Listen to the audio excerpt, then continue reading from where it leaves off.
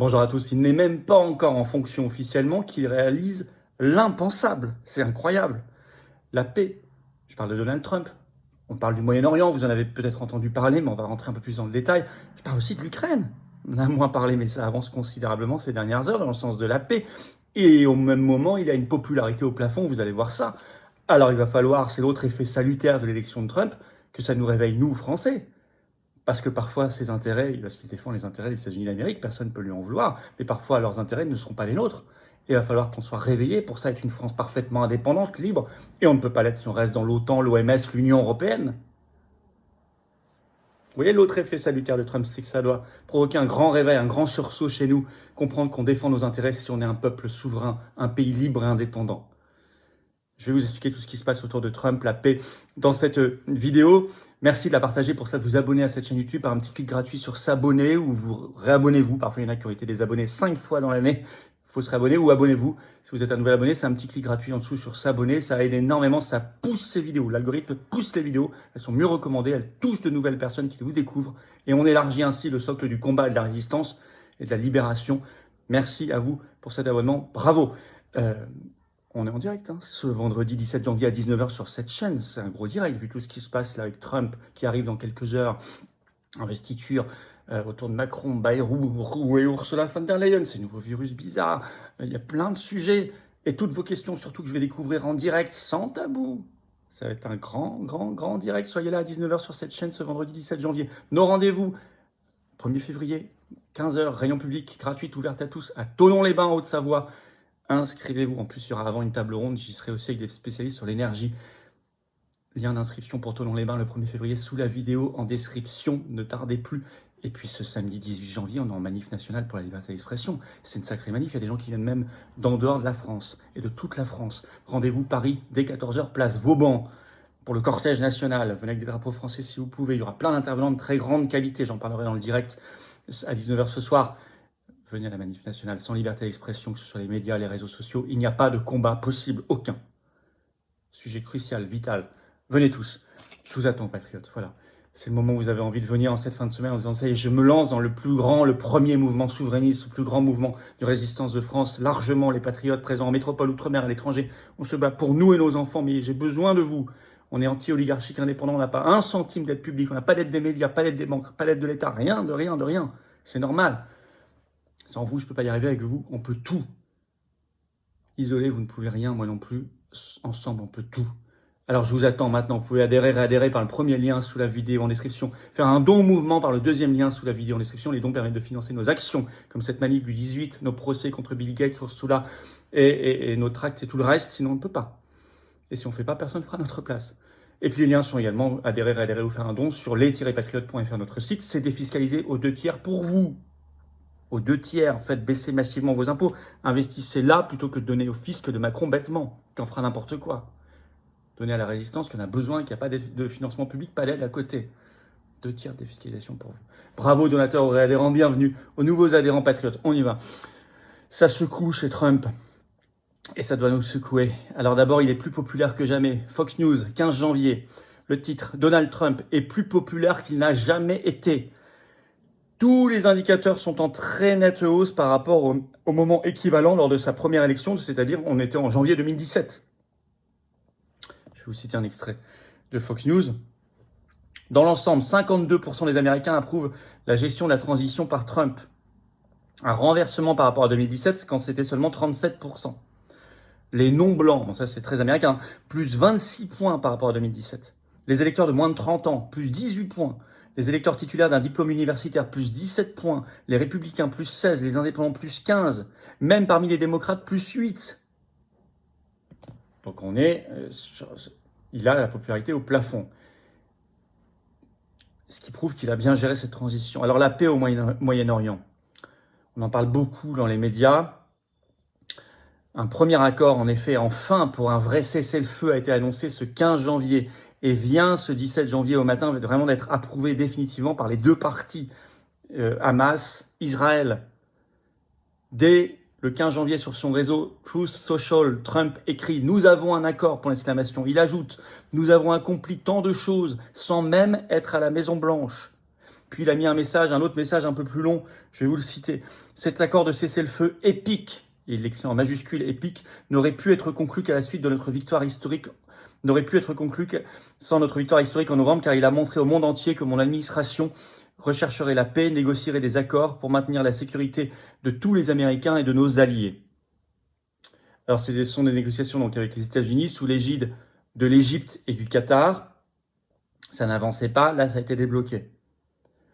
Et en fait, ce 17 janvier matin, le journal israélien Haaretz révèle que Trump a réussi à faire pression sur Netanyahou, là où Biden n'y arrivait pas. Alors, c'est un plan en 3 volets. Alors, attention, il reste fragile, il ne résout pas tous les problèmes de la région. Beaucoup de morts.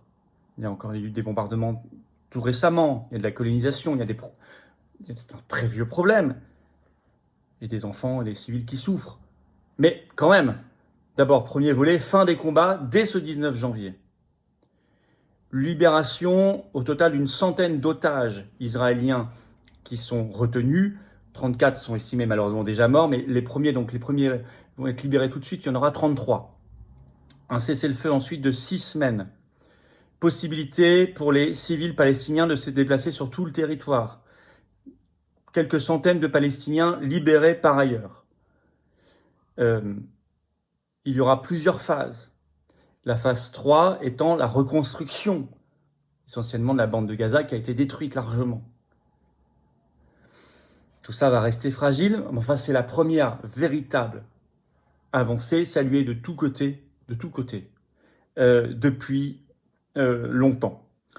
Et évidemment, comme l'a révélé la presse, le rôle de Trump, et il le dit lui-même, a été déterminant. De toute façon, il n'y a pas de hasard du calendrier, hein. C'est pile au moment où il arrive.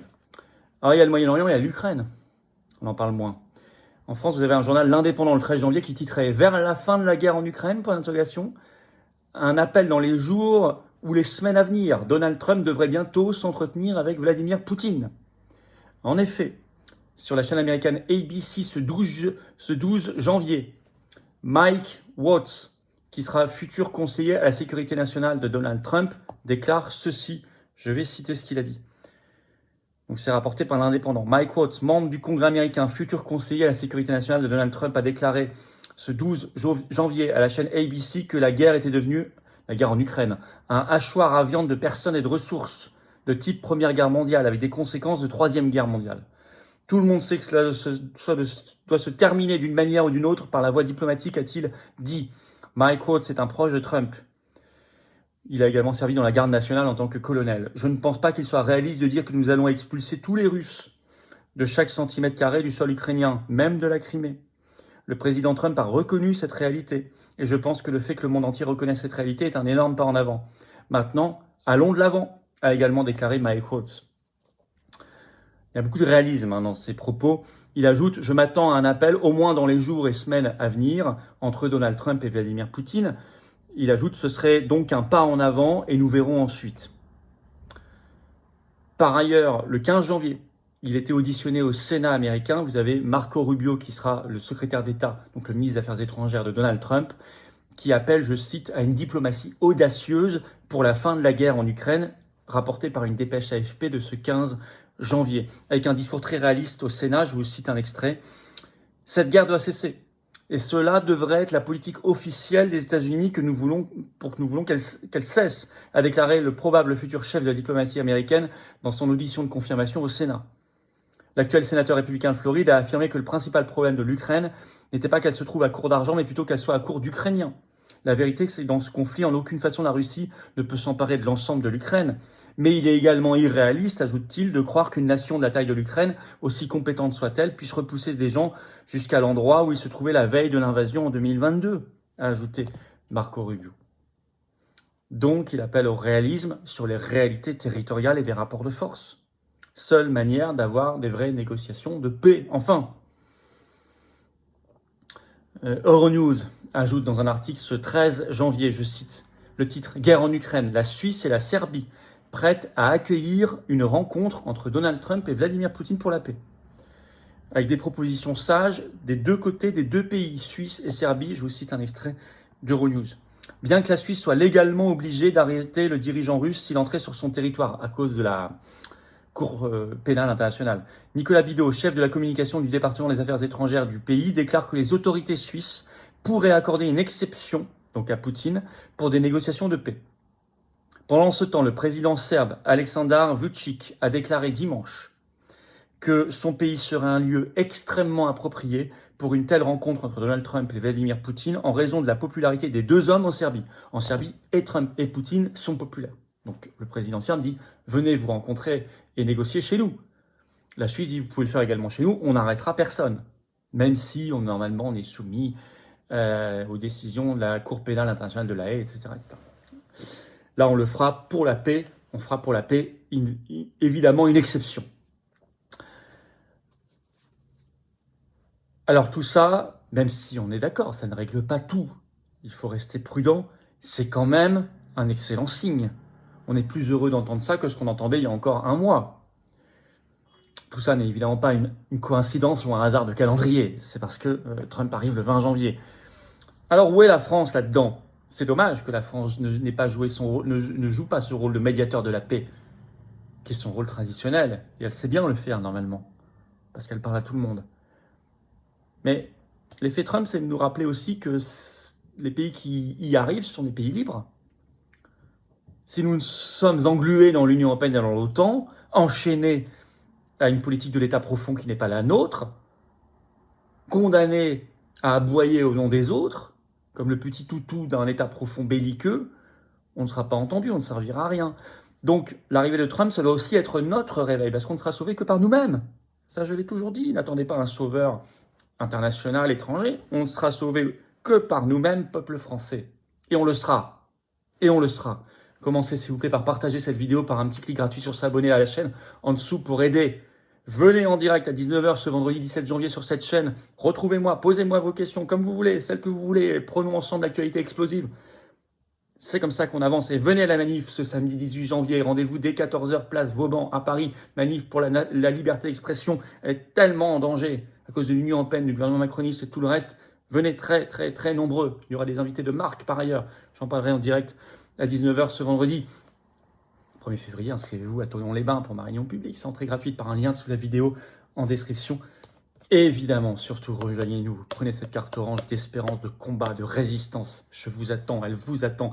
Vous êtes ici, dans les Patriotes, le plus grand mouvement de résistance, le plus grand mouvement souverainiste de France, structuré, organisé partout, mais il n'attend plus que vous, avec nos formidables référents, délégués, équipes, militants, bénévoles. Vous êtes les bienvenus. Qu'attendez-vous ? Pour vous, vos enfants, vos petits-enfants éventuellement, qu'attendez-vous ? On vous attend en tout cas. Moi, je vous attends, j'ai besoin de vous. Vous pouvez adhérer dès maintenant par le premier lien sous la vidéo en description. Les belles valeurs n'attendent pas, la France éternelle n'attend pas. Une humanité humaine n'attend pas. Remettez pas à demain, vous ne le ferez pas. Venez maintenant. Adhérer, premier lien donc sous la vidéo en description. Ce lien, je l'ai mis également en commentaire épinglé, une petite fiche sur l'écran maintenant. Dans quelques secondes, un lien sur l'écran. Faire un don au mouvement, deuxième lien sous la vidéo en description. Le don est indispensable, vital. On n'a pas de financement public. Or, on fait des choses qui coûtent cher. Et on n'arrêtera pas, on lâchera pas le morceau. Mais si vous n'êtes pas là, on ne peut pas le faire. Si vous êtes là, on peut tout faire. Les liens sont également sur adhérer ou faire un don au mouvement sur les-patriotes.fr, notre site. Tout ça est défiscalisé aux 2/3 de vos impôts. Ça veut dire que vous mettez, je sais pas, 300 €, ça enlève 200 € de vos impôts. Vous mettez 10 €, ça enlève 6,67 €. Vous mettez 6 000 €, ça enlève 4 000. Vous mettez 30, ça enlève 20. Vous mettez 50, ça enlève 33, etc. Bravo aux donateurs, aux réadhérents. Bienvenue. Du fond du cœur, aux nouveaux adhérents patriotes. Vive la France.